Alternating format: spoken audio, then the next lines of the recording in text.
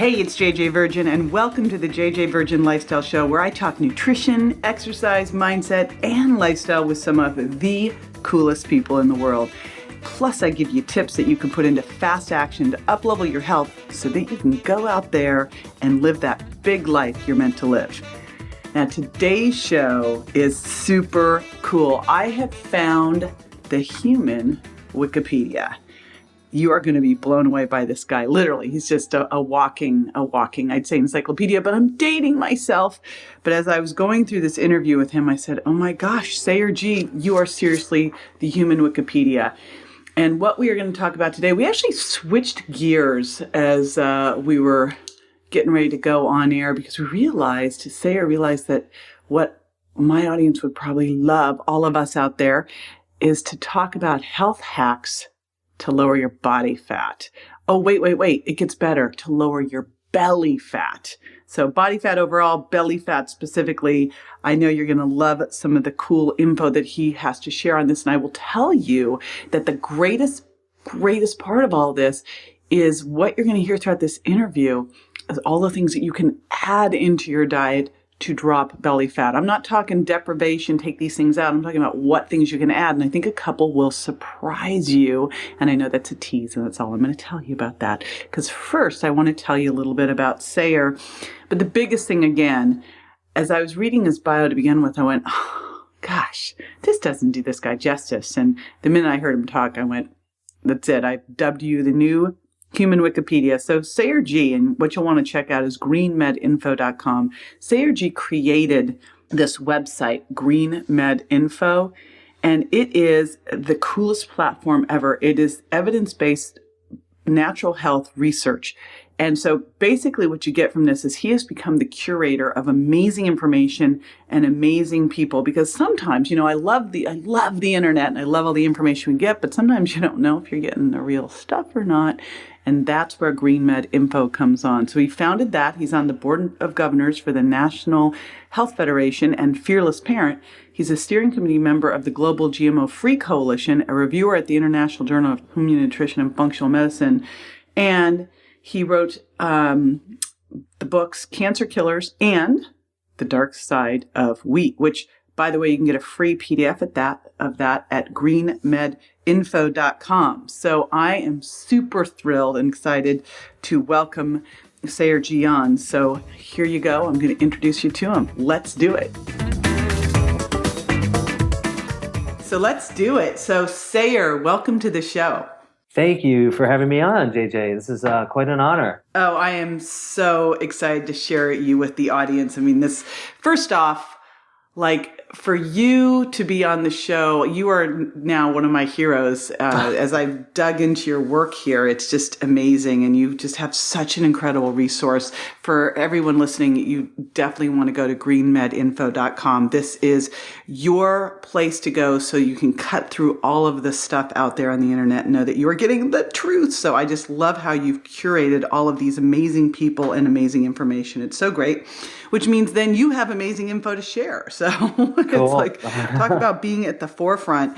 And what we are going to talk about today, gosh, I know every single person who listens to my show and is involved in my community, it's like this is the hot subject. So we are going to talk about belly fat. But what I really want to start with you on is, I don't think there's really a woman out there who says, gosh, I really love my belly fat. It's awesome. I love having a muffin top. It's fantastic. But we all look at it from a vanity standpoint, but I know that's really not the issue with belly fat. We don't like the way it looks, but it is so devastating. So I'd love you just to talk about why belly fat is so much worse than just the muffin top piece of it. Beautiful. Yeah. It's so fascinating because in 2007, the journal Circulation published a review where they looked at what are the primary risk factors for cardiac mortality, the number one killer of women in the Western world. And they found that actually abdominal obesity or belly fat was a far higher risk factor than actually actively smoking for heart attacks. So, on the one hand, there's sort of a vanity factor. No one wants to have a, large belly. But on the other hand, it's probably far more relevant than blood lipids. Everyone's focused on repressing LDL levels. So this study kind of blew open this notion that yes, it is important actually to do what we can to reduce belly fat. And the good news is there are things that you can do with your diet that are really easy to accomplish that. Oh, well, there was a tease that you just threw out. What's going to be that? Like, do share, especially, I think you had us at, there are easy things that you can do on your diet. Yes, I can't wait to hear, especially, I always tell people the first thing that you can do to start to shift your weight is to change what's at the end of your fork. I mean, there's a whole lot of other things that are important, but boy, diet for making that fast shift is it. So give us those great hacks that you found for lowering your belly fat with your diet. Well, one thing I must say is I'm impressed by your product line because there are few products out there that seem to really make an effort to exclude things like fructose, which is now almost in everything. And that's one of the main things that drives fat production in the midsection. In fact, it's so fascinating, JJ, because the same pathways that create the, quote, hedonic effect of alcohol inebriation are the same that turn fructose into fat, and that's why fatty liver disease, non-alcoholic, is actually almost universal. It's just a matter of degree in our culture. So really, just eliminating something as simple as fructose from the diet, at least the isolated industrial forms. I mean, there's nothing wrong with getting fructose in the form of an organic apple. That's probably the number one thing in diet that we can change to pretty dramatically reduce midsection fat. But one of the best tweaks, which I think you've had the Bulletproof Executive on, of course, is coconut oil. And it's amazing. There's 3 human clinical studies now, 2 in women and 1 in men, that show that just a tablespoon a day can significantly reduce midsection fat in just a matter of a month or so. And it's always amazing to me because you think, well, fat, actually burning fat, well, if you pick the right kinds, coconut being probably the best, it can actually burn the belly fat. Yeah, and it's yummy is we just told you to add some fat to lose some weight. It's not, I always love things that you can tell people about that are an ad. Rather than a takeaway, because we do look so often at takeaway. And yes, Dave is one of my very best friends on the planet, and we actually travel together. So it's he really does do this stuff. He really puts the butter on his steak and the coconut oil in his coffee. But we add coconut oil into our shakes. We use it to cook with, and it's just delicious. So it's not like this is a hard thing to do where you're like, oh gosh, I have to use some coconut oil. It's like it's delicious. Okay, so fructose, I am, so down with that one. And I did go on a rant, I will tell you, Sayer, on fruit because, yes, a piece or two of fruit a day, great. But gosh, don't you see those people who are like, oh, okay, I can have fruit. Now all of a sudden they're making these smoothies with, 5 servings of fruit in them, and they're snacking on fruit. And you're like, no, it's not just free. So what's your advice on that? Because I've just learned over doing weight loss for 30 years that any advice you give then gets blown up into the extreme. So you always have to be careful. Yeah, exactly. If a little is good, it doesn't mean that more is better. I agree. I think that, if there's anything that's, clear about human physiology on the cellular level is that you really look at it, we're primarily composed of protein and lipids, fats, and of course cholesterol. And if you look at the amount of, carbohydrate in the body, it's not actually a huge amount. You have glycogen stores, not that can last you very long.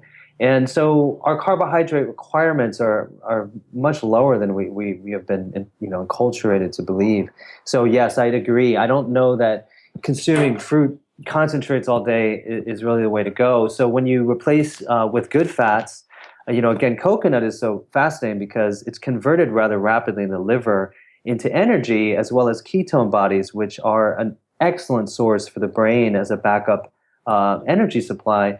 Unfortunately, the brain, especially when you start getting my age, I'm like 43 now, you start to see that there's some insulin resistance that happens. And so just adding a little coconut oil into your diet can also really boost brain function significantly. I'm going to forgive you because I'm 52, so I'm just going to forgive you for that. Because I was waiting for that. I'm so old and it's like 43, and I'm like, Okay. You're a good But role model, then I would never have guessed that. my son just entered Cal Poly Pomona, and he's an electrical engineering major, and he does a shake every day with coconut oil. And he runs out of coconut oil. He's like, Mom, he notices that much for Wow. his brain for going to class. So honestly, any age, even if you're an old dude at 43 or a seriously old gal at 52 or, my son at 19, coconut oil is incredible. Okay. So we got fructose and coconut. What, any other good belly Yeah. fat hacks? Actually, absolutely. On GreenMed Info, we have a whole section on abdominal obesity or midsection fat. And there's about 40 substances listed that have been studied for this property. Now, one thing for women specifically is that as we get towards the end of the ovarian reserve basically being tapped out, say mid-40s, certain substances can help to address the hormonal component that can lead to midsection fat as well as depression and other associated issues like, bone mineral density problems. Pomegranate is actually probably the most powerful thing that I've found so far. It has the ability to support the ovaries by providing actual steroid hormones, including estrogen as well as testosterone. So it's one of those things that you might not think could help with something like hormone insufficiency and midsection fat, but technically I think it is one of the best things for it because it also is able to reverse arterial plaque buildup, which is one of the only things ever clinically studied to do so.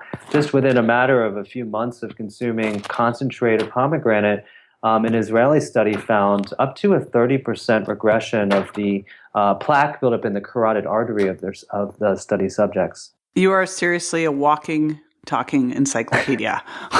It's like a verbal Wikipedia going on here. It is awesome. Amazing. And I love that because one of the things that I always say is your body's not a bank account, it's a chemistry lab, and it's really getting the hormones to fire correctly to tell your body to burn fat, not store it. So how much would you dose of, how is someone doing this pomegranate? Are they finding a fresh one? Are they eating some seeds? Are they doing some juice? What are they doing to get that dose in every day? Great question. The actual seeds, of course, you can get them frozen, organic, and you can throw them into smoothie. They are a little bit, kind of like fibrous, but you sometimes won't notice it in a good, blender. The concentrate of the pomegranate is better because it's fructose reduced. So that's another way to do it. A tablespoon a day is usually equivalent to about a whole pomegranate's worth of active compounds. So you can get it through various methods, but the beauty of it is if you start incorporating it, not like neurotically, like I have to take this every day, this amount, like it's a drug, but just start incorporating it into your diet and enjoying it, that secondary component of experiencing your food fully and enjoying it is actually, it's self-therapeutic. So there's many ways of looking at it. Wow. All right. That's 3. What else you got?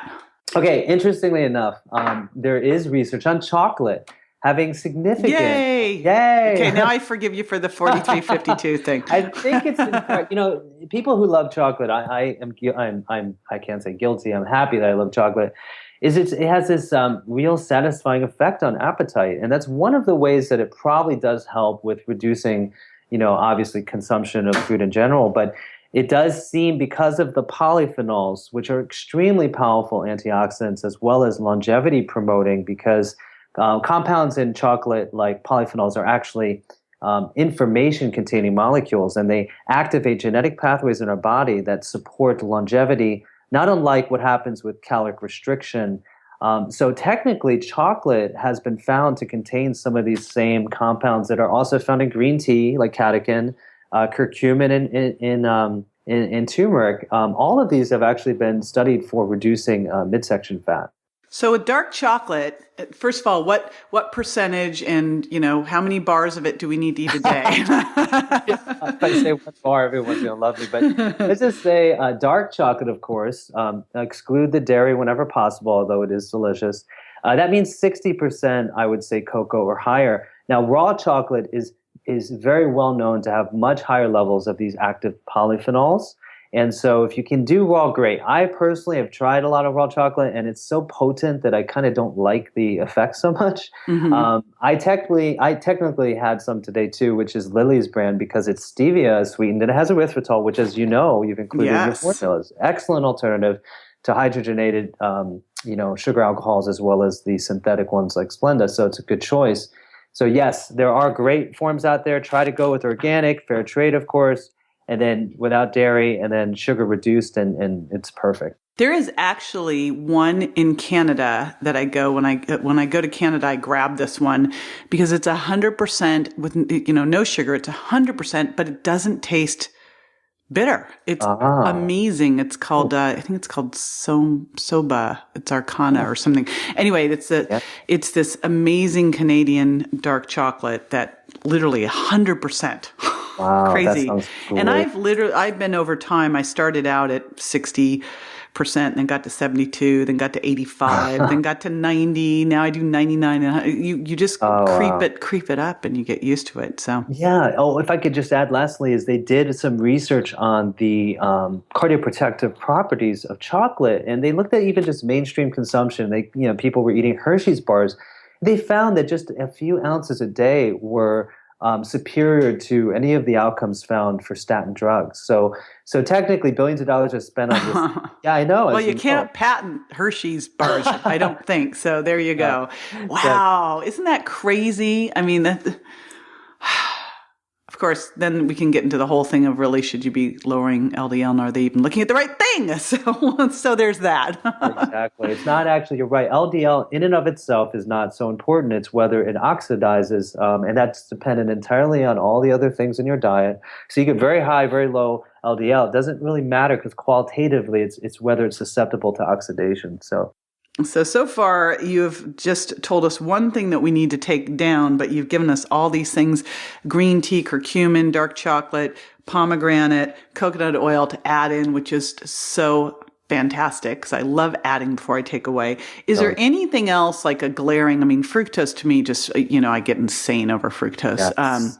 Just insane. It's why I wrote the Sugar Impact Diet, because I was like, we like create this whole model that makes fructose and agave come out like they're great foods. I know, it's just every time I go to speak at a consumer conference, I'm amazed because people still are shocked when you tell them agave is bad. Yes, isn't that amazing? It is 90% fructose by its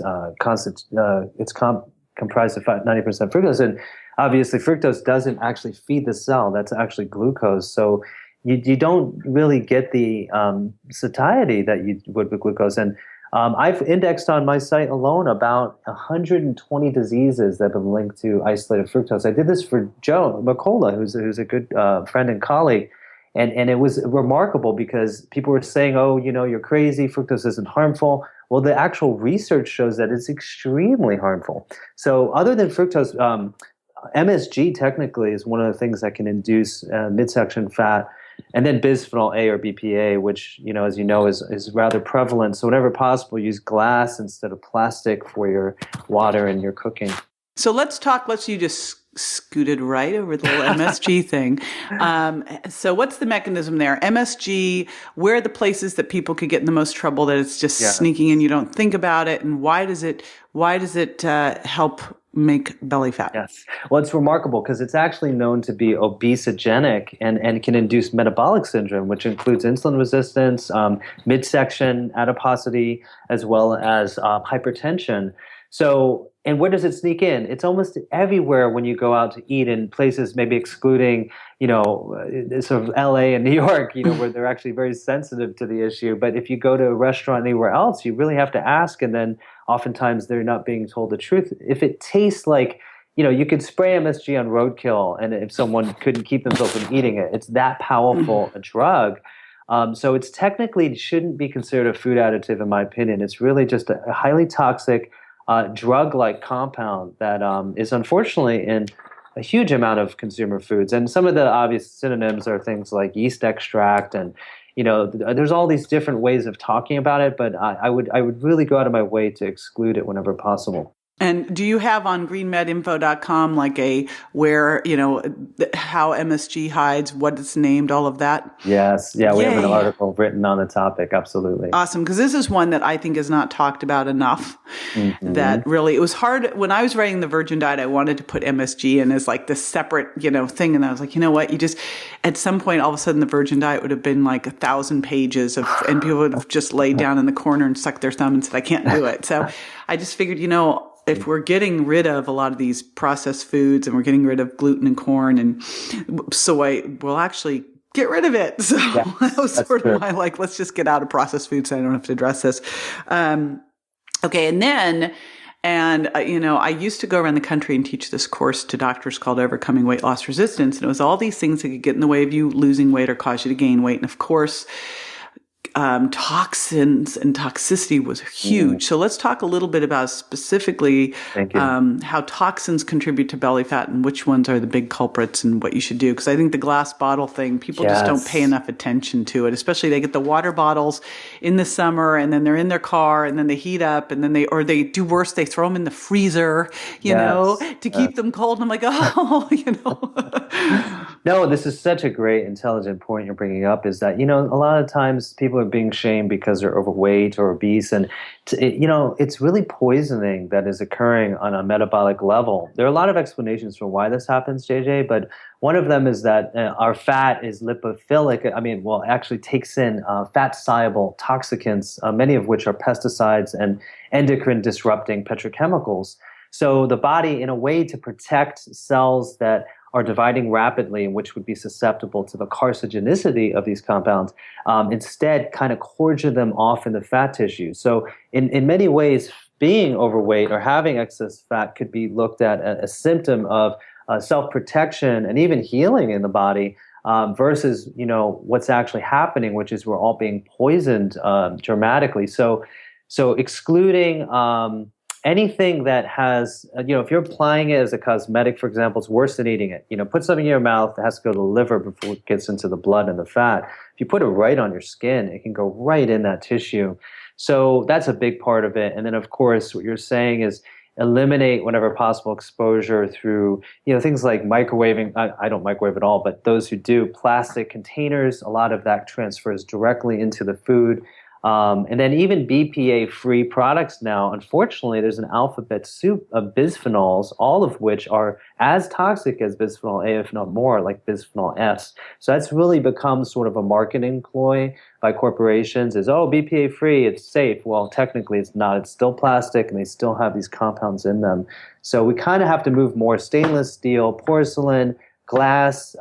That's really the ideal. Back to 100 plus years ago. Isn't it funny how we will distract? As someone brought in a product to me because they said, is this okay? It says no artificial sweeteners, but it had all these artificial chemicals in it. It was like, I go, they're just distracting you. Or I think this one was no artificial colorings and they'd used artificial sweeteners. So, you can do a distraction technique as a manufacturer and people go, right? Or exactly. All natural. I'm like, all natural means nothing. It's I know. Nothing. Just terrible. Stop. Oh my gosh. Run the other way when you hear that. You are, I've now dubbed you, you are the human Wikipedia. That's it. That's your new name, Human Wikipedia. You are incredible. Like, I could just go on with you forever. I love these simple tips that you've given people. And especially what's so awesome is just, if you're listening, just here are a couple things that you could add that taste delicious anyway that can help you start to have enormous shifts in not just your belly fat, but just your overall health, of course, because now we know that the major predictor for you of your overall health, especially as a woman, we all as women worry about breast cancer and it's heart disease. It's the big killer that we never seem to talk about. It's so crazy. Like all this stuff with the little pink ribbons. I'm like, guys, you really need to worry about your hearts. Amen to that. Absolutely. I love what you're bringing up. You're just awesome. And I just want to share with everybody greenmedinfo.com. And again, I was sharing with you earlier, like, where the heck have I been? This is the resource. This is all you need. All you need to do, if you have any health questions whatsoever, is Sayer G has already curated everything. He has the best experts. He has the best articles. I think it's like, 23,000 different articles just from PubMed that you have in there. I mean, but all the stuff, because you don't know when you're out on the internet what's right and what's not. I mean, it's great that we have that going because you have all this, access, but you've now made it so that it's curated access. So you really get the truth. So I am like your biggest fan. You're just a hero. You, well, it's an honor. Thank you. Well, you really get it too, I have to say. So it's a great honor to be on your show and be able to support you in whatever way I can.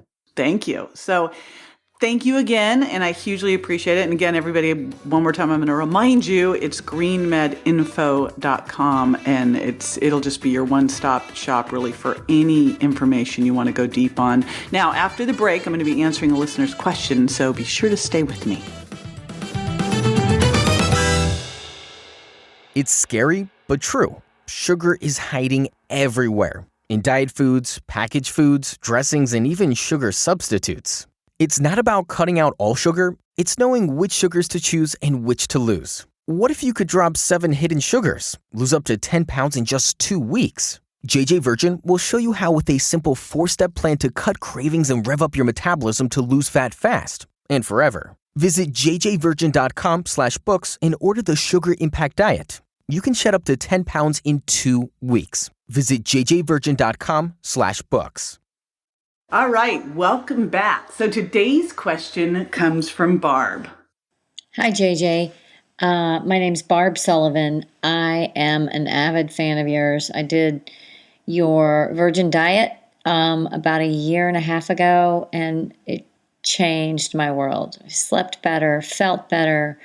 The muscles that I worked so hard to cultivate showed. The bloating was gone. The brain fog was gone.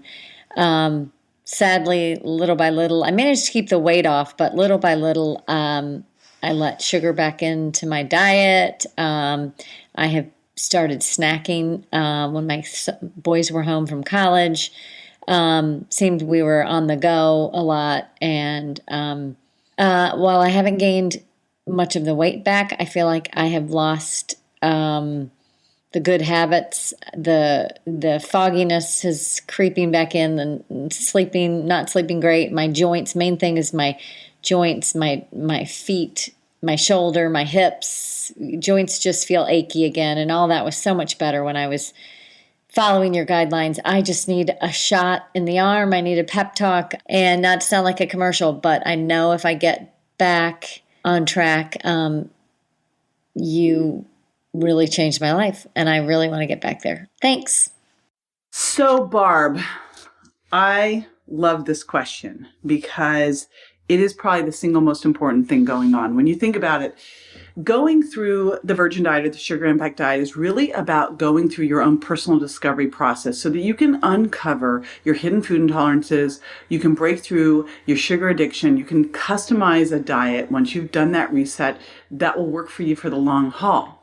That means then that you need to stay on track. And what I advise people to do is whichever program you start with, once you've gotten through that and gotten solid, then do the other one. So if you started with the Virgin Diet, next up I'd say go into the Sugar Impact Diet. Then, once you've done that, because they each refine and build on the other, okay? Once a year, do something annually. And what's so critical about this is that it can be so easy to lose ground, to have things sneak back in. So here's some things that can help you stay the course and get back on track. Because one of the things I see with people is weight regain's a major issue. Here's the biggest way that you don't regain the weight. You step on the scale daily. Yes, daily. And I never used to say that advice. I used to say that you do it once a week. But the studies show that people who weigh themselves every single day are much better at maintaining their weight. And it's obvious when you think about it. So first thing I want you to do is commit back to weighing in daily and commit back to journaling daily. That is one of the biggest success strategies when you're on a program and you are right now getting back into the program. And It's so important to have a good community supporting you. So jump onto my Facebook fan page, JJ Virgin Fan Club, and find also an accountability partner to do this with you. And again, whether you're starting in the sugar impact diet or the virgin diet, and both of them, by the way, have online programs that can allow you to dive deep into it, which is awesome too. Great to do that with a partner. Get the program, go deep into it, and then you guys just touch base daily. Share your journal pages, share your weigh-ins, and celebrate your success. But it is so key to both make sure that you're weighing in every day, make sure you're journaling, make sure you're doing the program, reeval the program at least once a year. Ideally, in my perfect world, you'd start with one program, and once you got through that one, little breathing space to say a month, go into the other program, and then every 6 months, alternate it. It just keeps you refined because, health is you're not done. You're never done. It's a journey, and we're always getting better. I always have something that I'm working on in my health. Right now, I have committed to doing yoga, and I have a partner going with me to do it because I will fight that. I'll blow it off. I know it. So I go with my boyfriend. I go do yoga because he's the same way. So there you go.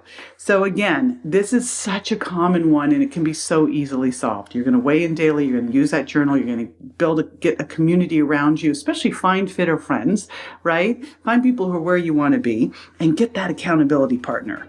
Now, if you'd like to submit a question for me, here's what you do. You just go to jjvirgin.com/ask, and you can leave a voicemail for me, and I love hearing from you. And one more way I'd love to hear from you, I would hugely appreciate it if you could jump on Stitcher or iTunes and leave a review for me. It helps a bunch. And be sure to subscribe and share the show with your friends. This is JJ Virgin signing off and reminding you that you are worthy. Dare to live a life that matters.